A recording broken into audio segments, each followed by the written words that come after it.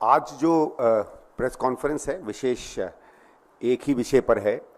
आप लोगों ने सबने देखा होगा, वॉइस फॉर डेमोक्रेसी करके एक संस्था है, एक शायद समूह है विशेषज्ञों का, जिन्होंने जो अभी हाल में लोकसभा के चुनाव खत्म हुए उस पर जो वोट पड़े थे और वोट कितने की गिनती हुई, अलग अलग फेजेस में कितना पड़ा, बाद में इलेक्शन कमीशन ने क्या अनाउंस किया, उसका एक बड़े गहन रूप से उन्होंने अध्ययन किया है।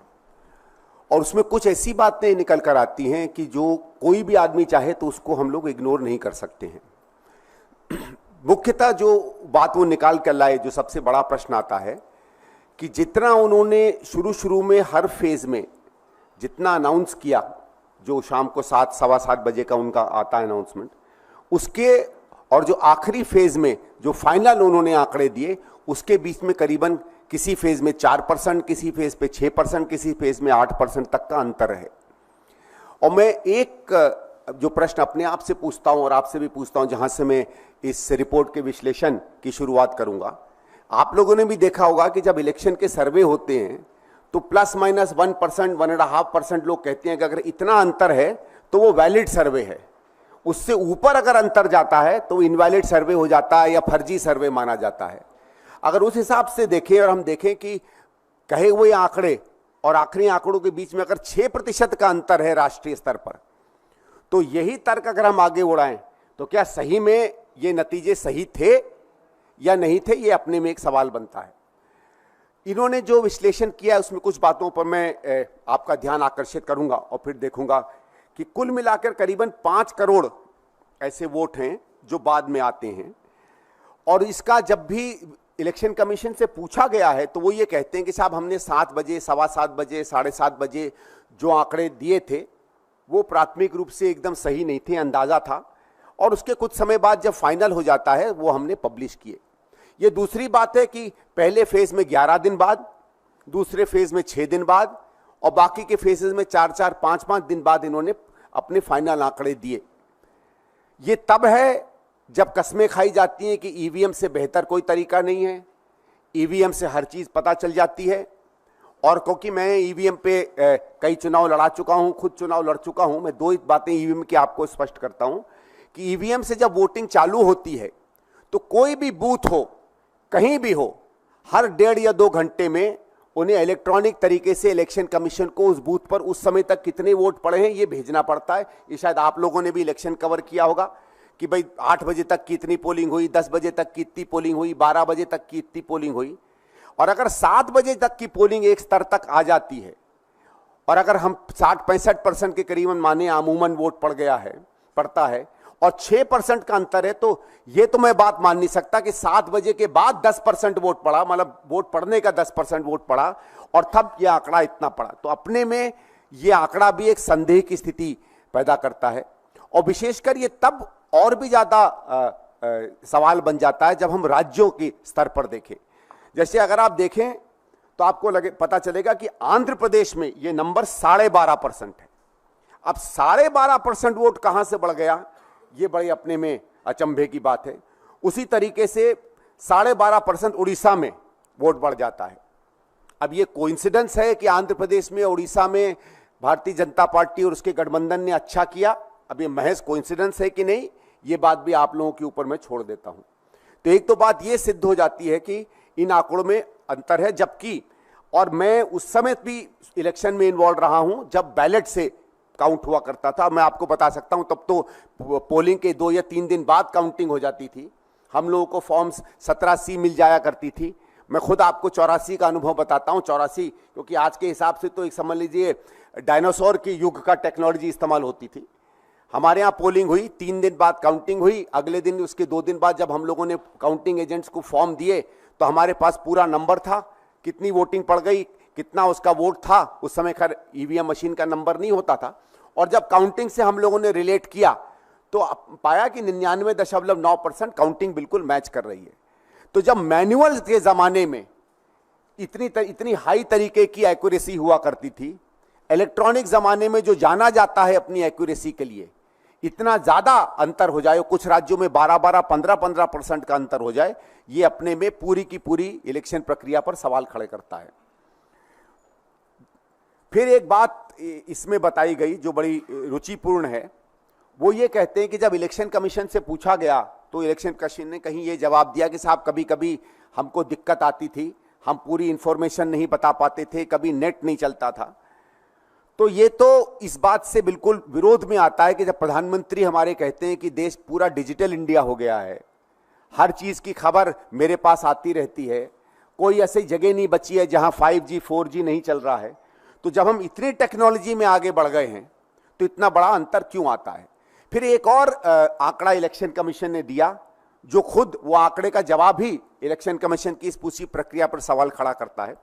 इलेक्शन कमीशन ने 2019 के बारे में बताया कि तब भी कुछ फेजेस में हम लोग देरी से डेटा दे पाए थे, ठीक है, लेकिन उस समय जो डेटा इन्होंने 7 बजे तक दिया था अलग अलग फेजेस का, और अंत में जो डेटा आया था उसमें 1 से भी कम का अंतर था, लेस देन 1% डिफरेंस था। चलिए 1% का डिफरेंस हो सकता है, 7 बजे के बाद पोल पड़ा हो, कहीं खबरें नहीं आई हो, कहीं इंटरनेट नहीं चल रहा हो, लेकिन जब 5 साल में टेक्नोलॉजी आगे बढ़ जाती है, देश विकास के रास्ते पे माना जाता है, चढ़ता चला जा रहा है, हम पहले गुरु थे या विश्व गुरु हो गए हैं, तब 1% से 6% हम लोग और नीचे गिर जाते हैं।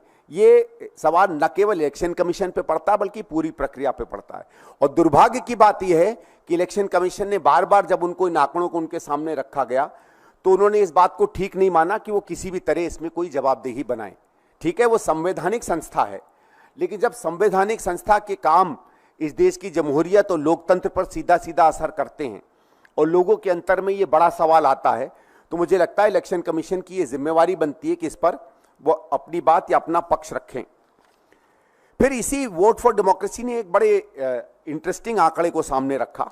उन्होंने तमाम कॉन्स्टिट्यूंसियों में देखा कि क्या वोट का जीतने का या हारने का अंतर था, और उन्होंने देखा कि 89 ऐसी कॉन्स्टिट्यूंसीज हैं जिसमें अगर ये वोट परसेंटेज बढ़ा नहीं होता तो वोट परसेंटेज जो बढ़ा है और भारतीय जनता पार्टी के जीतने के बीच में जो अंतर है उसकी प्रतिद्वंदी नंबर 2 की पार्टी से, वो उससे ज्यादा पड़ता है। यानी अगर ये माने कि पूरी की पूरी ये जो वोट बढ़े थे इसमें शायद अगर कोई धांधली हुई है, तो ये मान लीजिए कि 89 सीटें ऐसी हैं जो भारतीय जनता पार्टी इस मैनिपुलेशन से जीती है।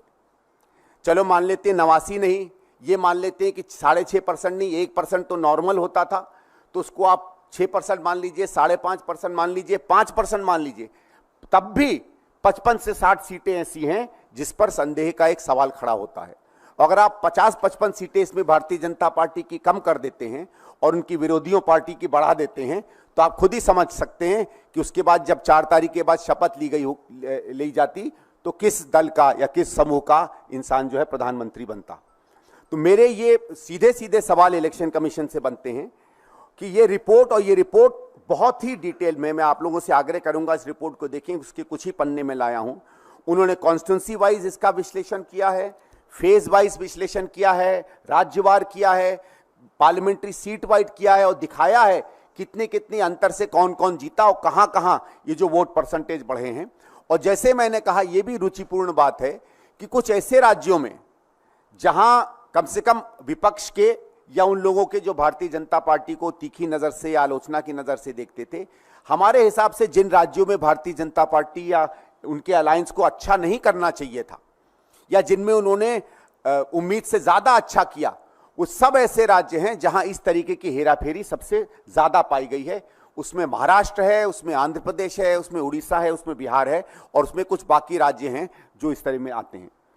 तो हम भारतीय राष्ट्रीय कांग्रेस की तरफ से ये आग्रह करेंगे, अनुरोध करेंगे इलेक्शन कमीशन से कि इस रिपोर्ट को वो गंभीरता से लें। ये उसकी अपनी अकाउंटेबिलिटी का प्रश्न है, उसकी अपनी जवाबदेही का प्रश्न है, उसकी अपनी इमेज का प्रश्न है। सामूमन आप जानेंगे कि हिंदुस्तान के लोग, हमारे वोटरों ने हमेशा इलेक्शन कमीशन को एक सम्मान की स्थिति में पाया है, लेकिन पिछले कुछ सालों से, खासकर 8-10 साल से जिस तरीके के उसके काम रहे हैं, उसकी कई चीजें संदेह के घेरे में आती हैं। और अगर इस रिपोर्ट पर वो संतोषजनक जवाब नहीं देती है तो ये गंभीर प्रश्न बनेंगे।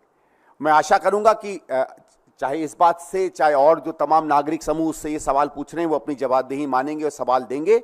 और अगर ऐसा नहीं होता है तो हमारी पार्टी इस बात पर सोच रही है कि क्या इसको हम किसी न किसी और स्तर पर या बड़े स्तर पर ले जाकर इस पर कोशिश करें कि क्या इस पर इंक्वायरी हो सकती है या इलेक्शन कमीशन पर हम प्रभाव डलवाएं। Thank you.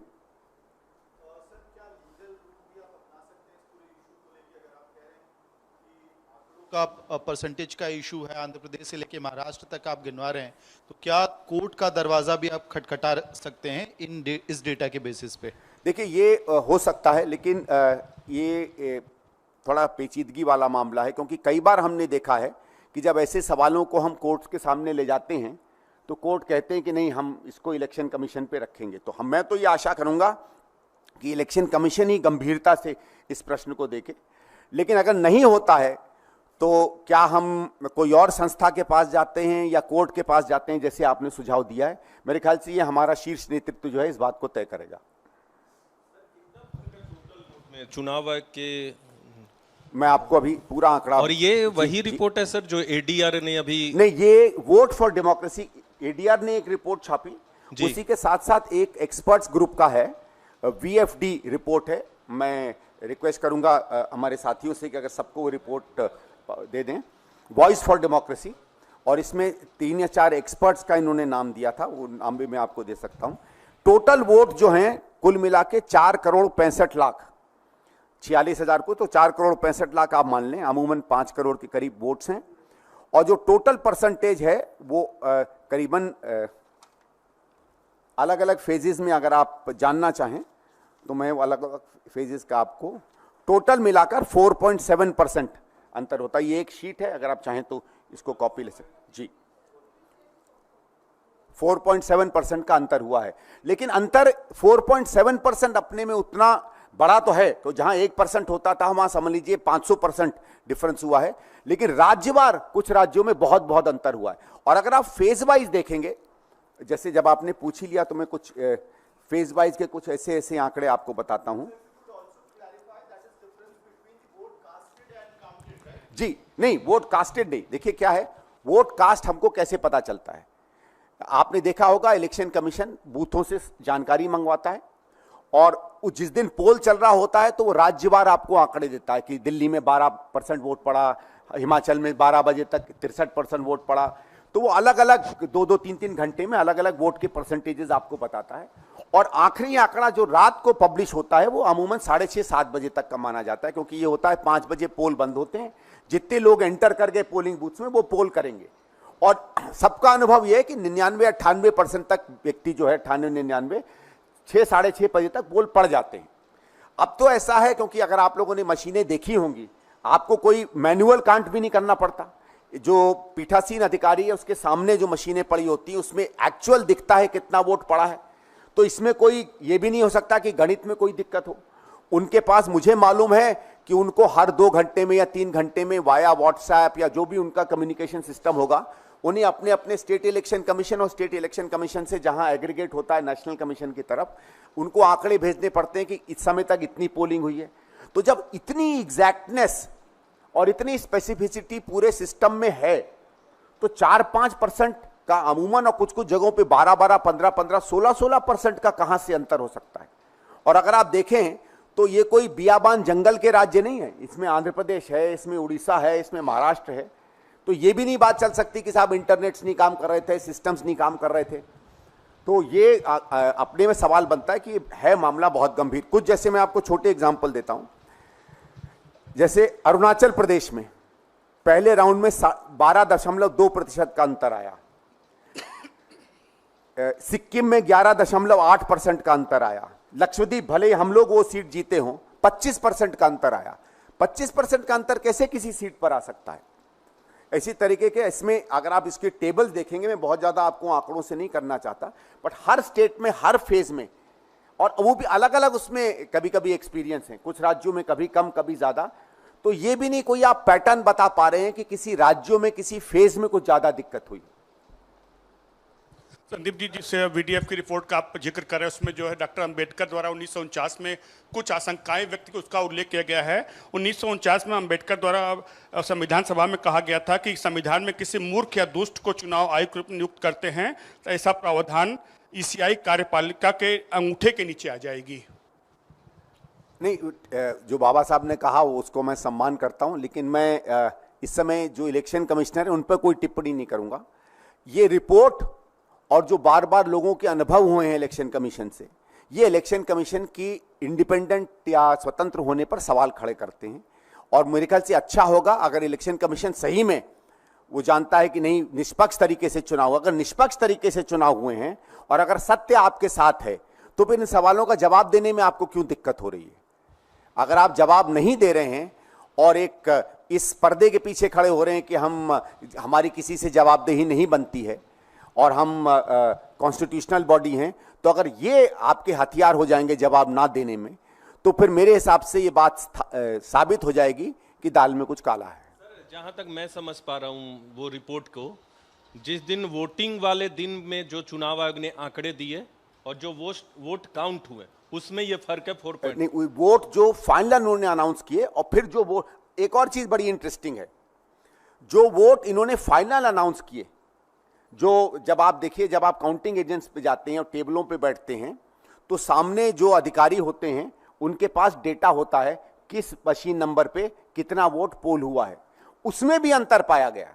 वो अंतर बहुत ज्यादा नहीं है, कहीं 1000 वोट का, कहीं 500 वोट का, कहीं 400 वोट का। वो अंतर भी कहां से आ गया, वो भी अपने में सवाल बनता है। उसको मैंने केवल इसलिए रेखांकित नहीं किया कि वो अंतर शायद चुनाव के रिजल्ट्स के अंतर से ज्यादा कम है, लेकिन इस रिपोर्ट में वो भी दिया गया है कि बहुत ऐसी कॉन्स्टिट्यूंसीज हैं जहां अगर 972 वोट टोटल पोल हुआ था किसी ईवीएम मशीन पर, तो जब गिनती हुई तो 975 निकले।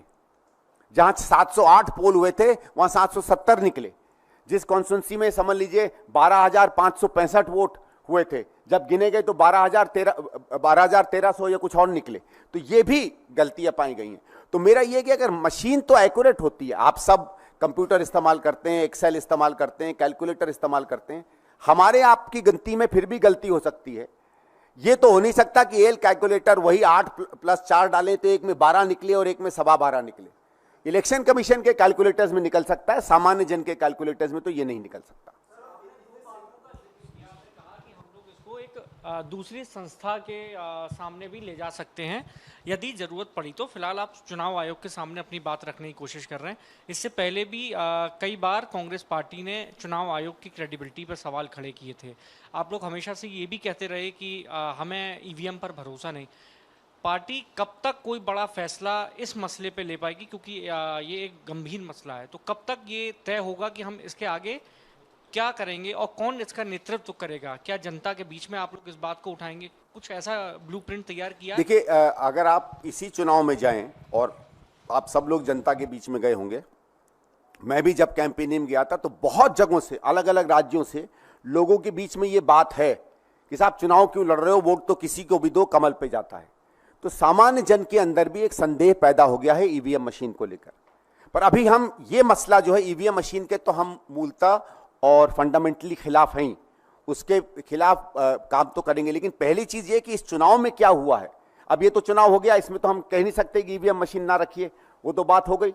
लेकिन इन चीजों का जब जवाब आएगा, और अगर जवाब नहीं आता है तो जो सवाल हम लोग ईवीएम के बारे में खड़े कर रहे हैं और जो लोगों के मन में संदेह है, वो और पुख्ता हो जाएगा कि ये मशीनें जो हैं उतनी अच्छी, उतनी एक्यूरेट, उतनी सही नहीं है जितनी उसकी सबसे बड़े सपोर्टर जो इलेक्शन कमीशन है वो स्वयं कहता है। और जब इसमें गड़बड़ी पाई जाती है तो स्वयं इलेक्शन कमीशन उसको उसकी सफाई नहीं दे पाता है।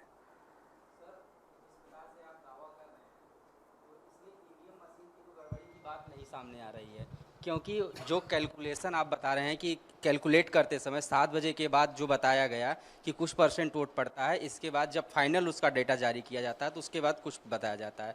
तो ये मशीन पर गड़बड़ी नहीं है, बल्कि ये व्यक्ति या संस्था की गड़बड़ी को आप कहते हैं। और ठीक है, तो इलेक्शन कमीशन बताए ना कि वो गड़बड़ी है। हमने कब कहा? हम तो संदेह खड़ा कर रहे हैं। अगर वो है तो वो, मेरा ये है कि अगर ऐसे ही कुछ है, चलो आप और चीज छोड़ दीजिए, 12.5% का अंतर आंध्र प्रदेश में है, आपके पास तो सारा डेटा होगा। आजकल तो ईडी के पास चले जाइए तो 30 साल पहले अगर आपने अपने बच्चे को केक खिलाया तो उसका डेटा भी निकाल लेता है। तो निकाल लीजिए कौन कौन सी मशीन से इलेक्शन कमीशन में किस घंटे में किस बूथ से गया डेटा, पता चल जाएगा। 7 बजे तक आपको कितना पता चला, उसके बाद जो फाइनल डेटा है कितने आए मालूम पड़ जाएगा। अगर वो केवल ह्यूमन एरर है, ठीक है, मान सकते हैं ह्यूमन एरर है, तो ह्यूमन एरर प्रूव कर दीजिए, हम कब कह रहे हैं। लेकिन आप जब प्रूव ही नहीं करना चाहते, आप कोई चीज देखना ही नहीं चाहते, 12.5% का अंतर आंध्र प्रदेश में और उड़ीसा में है, उसकी तरफ ध्यान ही नहीं देना चाहते, तो सवाल खड़ा होता है ना। मैं मानता हूं अगर आप, लेकिन आप भी जो बात कह रहे हैं वो भी एक संभावना है। मैं जो कह रहा हूं कि मैनिपुलेशन हुआ है वो भी संभावना है। संभावनाओं को हकीकत में बदलता है इन्वेस्टिगेशन। आप इंडिपेंडेंट इन्वेस्टिगेशन करा लीजिए, हम संतुष्ट हो जाएंगे, और नहीं होंगे तो आपको मानना पड़ेगा कि गड़बड़ी हुई।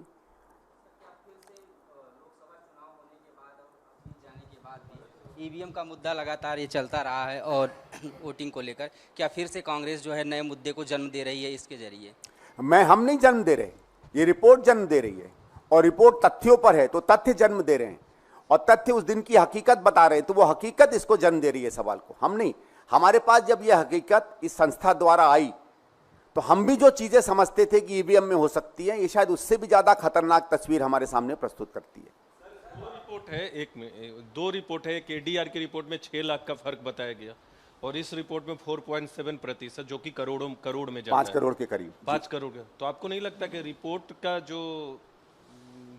का जो कंक्लूजन पे पहुंचने का, क्योंकि 2 रिपोर्ट है, एडीआर भी एक विश्वसनीय संस्था है, वर्ल्ड फॉर डेमोक्रेसी की अभी आप जिक्र कर रहे हैं, तो दोनों में इतना का फर्क कैसे आया, आपने जानने की कोशिश? देखिए, एडीआर की रिपोर्ट मैंने नहीं देखी, लेकिन जो मैंने आंकड़े वीएफडी की रिपोर्ट में देखे, और कल रात से मैंने इसको खुद पूरी तरीके से तो मेरे पास वो आंकड़े प्रस्तुत नहीं है, लेकिन इन्होंने जो नंबर बताए थे, मैं गया इंटरनेट पर और मैंने उन दिनों के फिर अखबारों को निकाल कर आंकड़े देखे क्या उन्होंने पब्लिश किए थे, और मैंने देखा कि 95, 98, 99% में वो डेटा रिट्रीव कर पाया कि जो आंकड़े ये दे रहे हैं ये वही थे जो तमाम अखबारों में या चैनल्स ने उन दिनों के उन राज्यों के पब्लिश किए थे phase wise.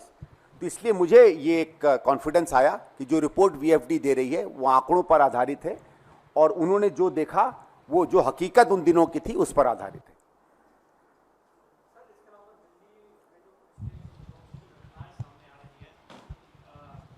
Old Rajendra Nagar देखा गया, उसके बाद कल आशा किरण शेल्टर में जो मृत्यु हुई लोगों की वो देखा गया, कल बच्चा एक सीवर में भी गिर गया। तो क्या किस नज़रिए से देख रहे हैं आप सर, किसकी गलती ज़्यादा है? क्या मतलब दिल्ली सरकार बिल्कुल अब इंफ्रास्ट्रक्चर पे फोकस करना छोड़ दिया है, ये जो घटनाएं सामने आ रही हैं? ये दिल्ली का सवाल है तो मेरे ख्याल से यहाँ नहीं लेंगे, आप बाद में पूछ लीजिएगा।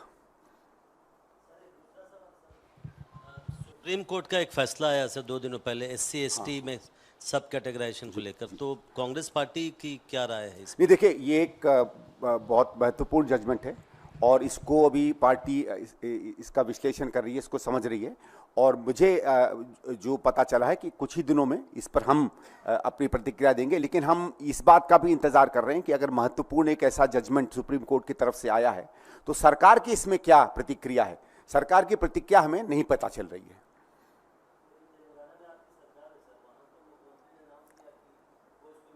कहाँ सॉरी जी, नहीं, राज्यवार तो है, लेकिन हम कह रहे हैं एक पार्टी की तरफ से हमारा इस पर क्या रिएक्शन है, वो रिएक्शन हम इंतजार कर रहे हैं।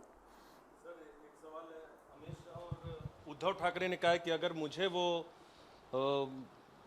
नकली संतान बोलेंगे, जो अमित शाह ने अभी हाल में बयान दिया था उद्धव ठाकरे के खिलाफ, तो अमित शाह को वो अहमद शाह अब्दाली बोलेंगे, ये उद्धव ठाकरे ने कहा है। कैसे देखते हैं इस तरह की बयानबाजी को? महाराष्ट्र की सियासत में चुनाव होने हैं वहां। नहीं, देखिए, मैं तो मूल तक ऐसी किसी भी बयानबाजी को अच्छा नहीं मानता हूं। कभी कभार हंसी मजाक चल जाता है, ह्यूमर चल जाता है, लेकिन ये ह्यूमर की परे है। किसी व्यक्ति पर टिप्पणी करना, उसके परिवार पर टिप्पणी करना, उसके अपने माता पिता या अपने परिजनों के बीच में क्या रिश्ते हैं उस पर टिप्पणी करना, मेरे ख्याल से ये माने तो मैं तो अभद्र शब्द इस्तेमाल करूंगा। और क्योंकि अगर कोई देश का गृह मंत्री इस तरीके की बात करता है तो फिर स्वाभाविक है कि प्रतिक्रिया तो दूसरी तरफ से आएगी ही।